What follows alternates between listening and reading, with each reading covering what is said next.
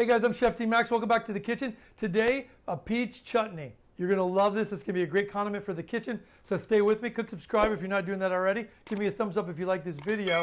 And make sure to ring that bell and follow me, and I'll have a lot of great stuff coming up. So I'll see you back in a second.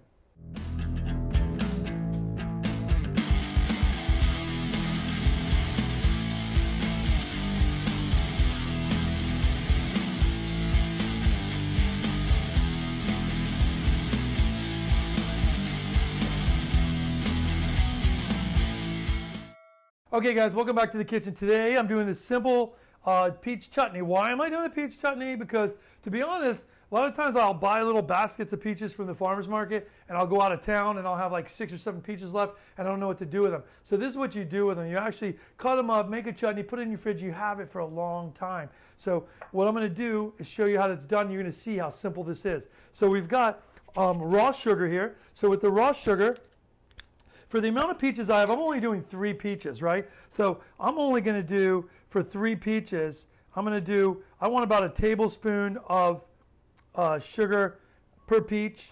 So maybe I'm going to do a little bit more. I'm going to do 4, okay? That's usually like 1 tablespoon per peach is good, but one of my peaches was a little harder and a little like probably less sweet. So that helps. So what I'm going to do is I want to turn this on. I'm going to turn this on my induction here and get as high as I can. And what we're doing now at this point is we're gonna melt this down, okay? So we want to melt this sugar down. So while we're waiting for that to melt, I'm going to cut up this onion. So I'm going to use about a half of an onion, because in a chutney over a jam is all sweet, right? But a chutney has savory flavors too. So I just took a half an onion. We don't want to add too much onion flavor to this. We want like a lot of bright peach, but we're going to be eating this with savory environment. So we're going to be eating this with things like grilled chicken breast, or we're going to eat it with a grilled meat, or you can have it with some nice scallops on there would be awesome. So there's a lot of stuff that these chutneys will go with savory wise. Definitely pork chops is probably my favorite. So what we do is we cut down straight. We cut at this angle, and then I'm going to go back now and cut these thin kind of cuts. And you can see how I shave this onion like this, really nice and small. Why? Because we're not looking for big chunks of onion, and I'm not going to puree this. You know, if you're pureeing a jam, then it's different. You don't have to cut anything perfect. Even the fruit doesn't have to be cut perfect. It's just all, you know, however you do it. But with this, I want it to be beautiful and nice, because we're just going to use it as whole as possible. Now I'm looking at this. It's not starting to melt yet. What we want to do is let that really melt. While that's working, we're going to do our peach. So I've already diced a few, but I want to show you what we do. So I'm going to grab my little dish container here that I always have a discard container. You never work over a trash can. That's a big chef thing. If you ever work in a kitchen, you know that's the first thing good chefs will teach you. Never work over the trash can.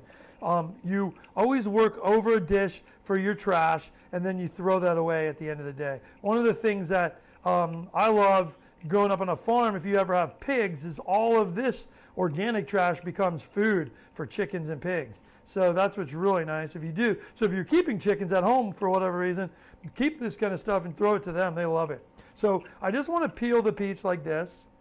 Okay. Now I'm going to take the peach and I want to cut it in half. This is a white peach. Now I had 1 or 2 yellow ones, and I have a couple white ones. So it's not, you know, whether they're nectarines, peaches, doesn't matter. Okay. What matters is that they were nice farm peaches that we know we're going to love. So I want to take the pit out, and I've cut this pit out, right? And I've got these chunks of peaches here. I'm going to trim these parts that had the skin on them off, right, where the top was. And I'm going to taste it to make sure I like it. Now, in here you guys can see my sugar's starting to melt, which is perfect. I want that to melt. I'm going to turn it down a little, because once it starts melting like this, that means it's about to get burnt really fast. So I'm going to stir it around like this. And like by doing that, stirring it around like this, all of that caramel starts to form, and you get this melted, beautiful sugar from that raw sugar. Now, when I pull it off my induction, it turns it right off, so I had to put it back on. Now, what I want to do is I've got grapeseed oil. Grapeseed oil is a light oil, doesn't have a lot of flavor like olive oil, so it's going to be perfect for adding this in. Now, be careful when you add in something like onion, because what's going to happen is that's creating water, and the water is going to kind of steam up. You don't want to burn yourself. A burnt sugar, or like I should say a burn from sugar, is probably one of the worst burns you could have. So with this, I just want to add this in like this, and I want to let that kind of cook nicely with this. And the reason I don't like to stir it really quickly is because all that sugar gets stuck to my spoon here, and I'm going to eventually have to stir it. Now you see all that steam coming up? It would be really hot if I stuck my face or my hand on top of that steam, because the melted sugar is really hot. Now it's really important that you stir these onions in. Why? Because the onions have water in them. As it gets hot, the water starts to leak out, and that's when they start to break down. When they break down, they're adding water to this sugar mixture, cooling it down, and that keeps it from burning. Okay, if we're not going to keep it from burning, we'd have to turn it down or turn it off. Now at this point, I'm going to put like a little pinch of salt in there, okay, and I'm going to take my chilies. Now, I have arbor chilies. These beautiful arbor chilies. They're little ones, right? 1, 2, 3, 4, 5, 6, 7, 8. I'm making this thing hot. 8, 9. Let's make it even 10, right? 10 of these arbor chilies. You can buy these dried arbor chilies online. We're going to stir that in. Let that cook. The onions, the chili, all of this caramelization. When you caramelize the sugar, it gives you this really rich flavor that you're not going to get from just putting raw sugar in with the peaches, right? Now, I'm going to put these are 2 peaches that I've diced up, right? The reason I'm putting those in right now before I dice my other peach is because I want it to cool down, because the sugar will overcook, and we don't want that to happen.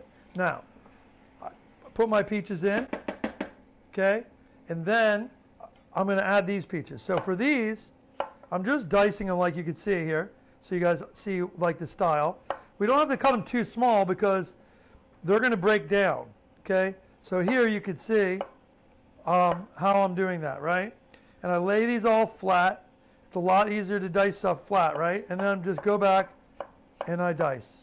This one I'm going to dice nice, right? And they get these beautiful wedges like this, okay? So with this, we're going to put it in here, and so I've got all of my peaches in there now, and then from here, I'm going to stir it in. Now, the only other thing we want to do is we want to add a little vinegar, okay, and let this cook down.